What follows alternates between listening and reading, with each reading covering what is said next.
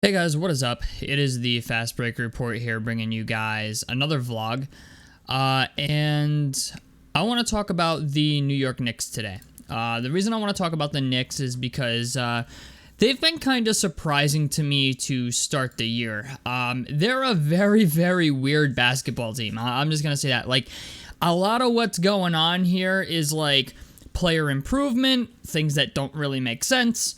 It just, the Knicks have improved a lot. I'm not really sure what happened between last year and this year, like what has really changed, because the Knicks finally look like the same Knicks where Julius Randle had that all NBA season and got paid a whole ass ton of money, even though he is not playing particularly well.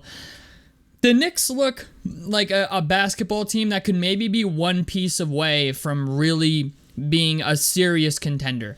Not really, I don't even want to say a serious contender, but a team that could be a perennial playoff team and maybe even make like an Eastern Conference Finals if they make a trade for somebody. Now, the reason I'm bringing this up is because there have been rumors that the Knicks are monitoring the Karl-Anthony Towns situation, even though Karl-Anthony Towns has started to play better for the Minnesota Timberwolves.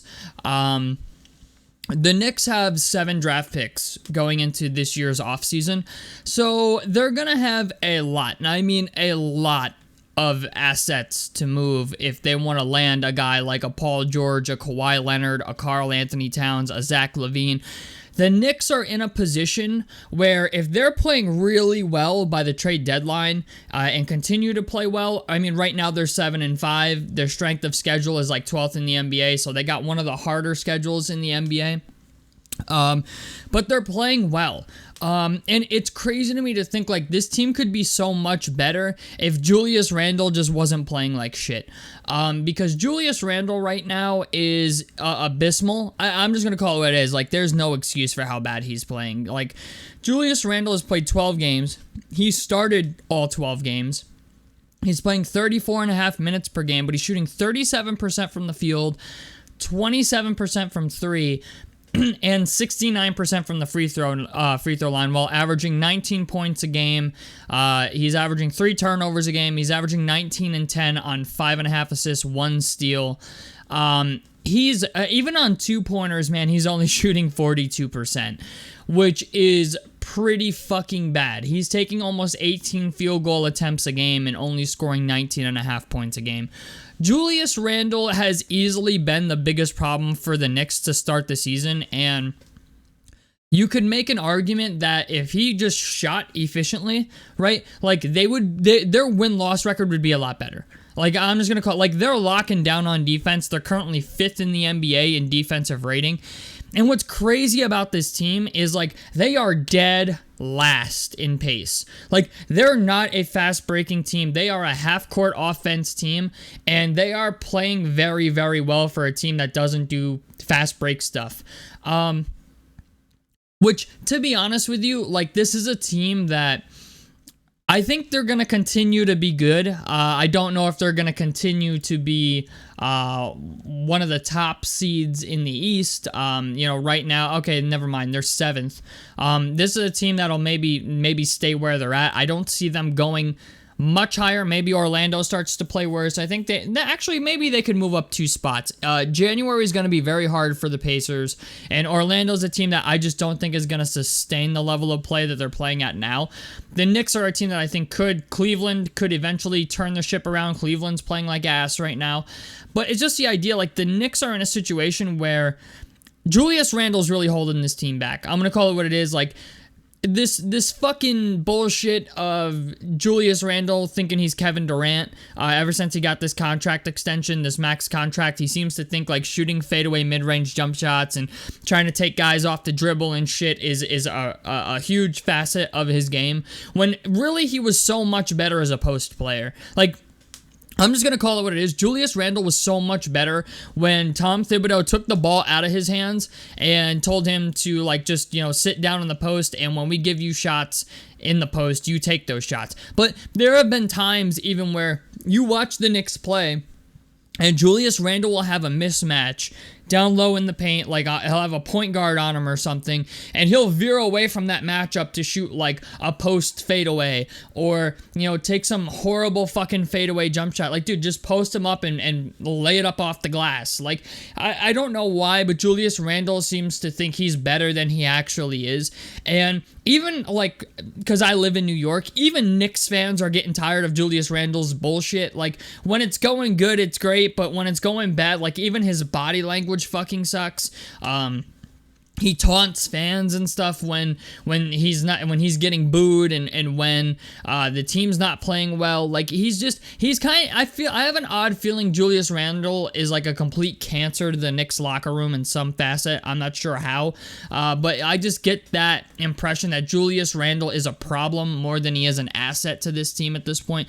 And the problem is also, like, if the Knicks really wanted to trade Julius Randle for Karl Anthony Towns, like, if I'm the Timberwolves, I'm not fucking doing that. You know what I'm saying? Like, if I'm the Timberwolves, the only way I'm trading you Karl Anthony Towns is if you give me a Julius Randle plus like 3 or 4 first-round picks, which I don't think the Knicks are going to do that. Granted, I do know the Knicks can't carry 7 rookies going into next season, so they obviously have to make a trade for somebody, but it's just the idea that I really don't think they're going to be able to move Julius Randle for Karl Anthony Towns. As much as they would probably like to, I just don't think that's going to happen. I do think the Knicks are probably going to move on from Julius Randle, though. I will say that. Like, even though he's easily been their second best player, you know, his efficiency is just ass. Like, and honestly, on defense, he's not that great either. The turnovers are a problem, and the body language as a whole is a problem. Like, he reminds me a lot of Zach LaVine in a sense that, like, his body language just sucks, and he's just there to be there at this point.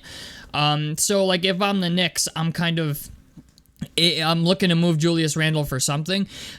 Plus, the Timberwolves have Naz Reid also, so it's kind of like, why would I even take Julius Randle? So I really don't know what the Knicks could even move Julius Randle for, but Julius Randle has not been good. RJ Barrett, on the other hand, has been fucking phenomenal. He hasn't just been good, he has been fucking phenomenal. RJ Barrett right now is shooting 50% from 3. I never thought I would ever be saying that ever in my life, but here we are. RJ Barrett is having himself a season, boys. I mean, everything is up. I mean, everything. This dude clearly worked on his shooting during the offseason or something. Granted, he has only played 7 games for the Knicks out of their 12. He's started all 7 games, but he's averaging 31 minutes a game. He's shooting 48% from the field, 50% from 3 on almost 6 attempts per game. That's amazing for RJ Barrett. He's shooting 84% from the free throw line on 22 points per game, 3 assists, and 3.5 rebounds. He's also, defensively, he's not really getting into the passing lanes and stuff like that. You know, he's still a good on-ball defender, but he's averaging 0.6 steals a game. But this is what we've been waiting for at RJ Barrett. You know what I'm saying? This is a guy that was drafted right after Zion Williamson and has taken absolutely forever to come into his own, and he's finally starting to. Like, he's finally it seems like he's turning into the player that we all thought he would be like 4 or 5 years ago. And it's just nice to see that the Knicks can, at least at this point, now this could change, but right now at the current point in time, it seems like Jalen Brunson and RJ Barrett are at least the 2 constants for the New York Knicks, where these are guys that come out and ball every single night at this point and are giving you the production that they're going to give you. Julius Randle's the problem. You know, so I really don't know what they can get for Julius Randle, but I have an odd feeling Julius Randle plus picks is going to be going somewhere for somebody. And if you look at the Knicks roster too, like I said, they're dead last in pace. Their net rating is 6 out of 30 teams in the NBA for plus 5.6. What's crazy also really about this team is when you go to three-point percentage, they're currently 8th, and in three-pointers attempted, they're 10th. Last year, they didn't really put a whole huge emphasis on shooting threes, but they're actually doing pretty well at it this year, like way better than I expected. They're dead last in the NBA, though, in 2-point percentage, which is kind of shocking, and they're 28th out of 30 teams in field goal percentage. So their whole team is not really shooting super efficiently. Emmanuel Quickley has been very good for them. He's been a bright spot. He's played 12 games for them. Dante DiVincenzo's looked like shit. Same thing with Evan Fournier. Evan Fournier has only played one game for them. I think he's injured, or I'm not sure what the deal is with Evan Fournier, but in the preseason he looked pretty good, but he's only played one game for the Knicks so far this year. Quentin Grimes shooting 42% from the field, 39% from three. I mean, it's going to be what it's going to be. Josh Hart is not playing well, 40% from the field, 30% from three. Mitchell Robinson has also been playing decent. Mitchell Robinson shooting 57% from the field, averaging 6.5 points a game and 11.5 rebounds on 1 block and 1.5 steals. From the free throw line, the dude couldn't hit water if he was dropped into a fucking lake, with 38% from the free throw line. But like, there's certain things with this team though that you can look at. Like, there's a legitimate argument to be made that if the Knicks got rid of Julius Randle, they would be way better than 7-5. I'm just gonna call it what it is. Like, Julius Randle has officially become a shot chucker for them, and I can't believe I'm saying this, but I'm excited for the Knicks to, like, move on from Julius Randle. And this is the first time I think I've ever said I've been excited for a team to move on from a player. But I have a feeling it's coming, because the Knicks understand at this point, like, you know, okay, RJ Barrett's coming into his own. Jalen Brunson's going to continue to be good. Emmanuel Quickley's playing very well right now. Like, I have a feeling come the trade deadline that the Knicks are going to move Julius Randle for somebody, whether it's Zach LaVine, who's out there, even though the Knicks apparently aren't one of his preferred destinations. Zach LaVine is going to be out there depending on what you plan to give up for him. And I have a feeling there's, like, honestly, one guy that would be really cool to see the Knicks go after, and I don't know if Toronto would do it, but maybe they would, considering they're basically in a complete rebuild mode at the moment. They're 5-7.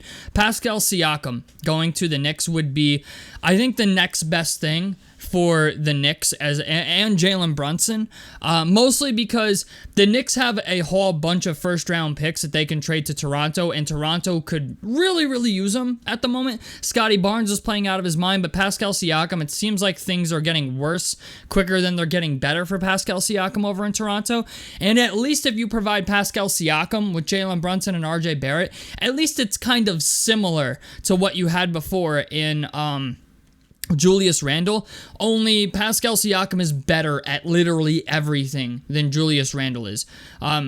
Julius Randle, I believe, if I'm correct, is younger than Pascal Siakam, but Pascal Siakam is a guy who can lock down on defense, he can put the ball on the floor, he can score it from anywhere, and I just think if you're the Knicks, like, that's a nice piece to have, you know what I'm saying? And on top of it, the Knicks they'll have some bread, you know what I'm saying? They'll have money to spend to be able to resign him to whatever max contract Pascal Siakam wants, and honestly, if he likes Toronto, he'll probably like New York City. I'm just gonna call it what it is, but this would be a nice trade for the Knicks to do because, you know, Toronto gets Julius Randle. If he wants to continue to think he's Kobe Bryant and take, you know, step back, fadeaway, mid-range jump shots that never go in, he can do that in Toronto, and it doesn't matter because they're not going to be a playoff team this year. They're sellers, if anything, come the trade deadline. And if you're the Knicks, you get Pascal Siakam. Yeah, you got to give up maybe 3 or 4 first-round picks, most likely, because Masai Ujiri is going to rip your fucking eyes out for Pascal Siakam. Maybe you even got to give up Emmanuel Quickley. I don't know, maybe Julius Randle plus Emmanuel Quickley and picks to get Pascal Siakam. But I feel like if you're the Knicks and you end up landing Pascal Siakam, that could completely change the dynamic of this team. And then once you get that, somebody's going to come to New York. For all I know, like, it's just the Knicks are very, very close to being putting together a perennial playoff team and a team that could be really, really competitive. They're already really competitive, but this is a team that I just think has the ability to be a lot better than it currently is.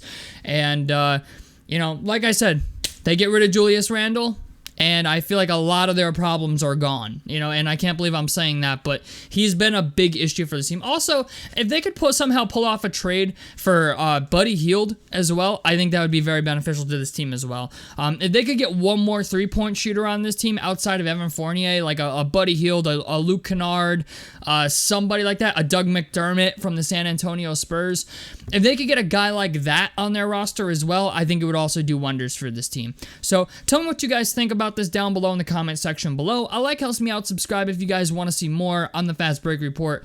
And I'm out of this motherfucker. Peace, guys.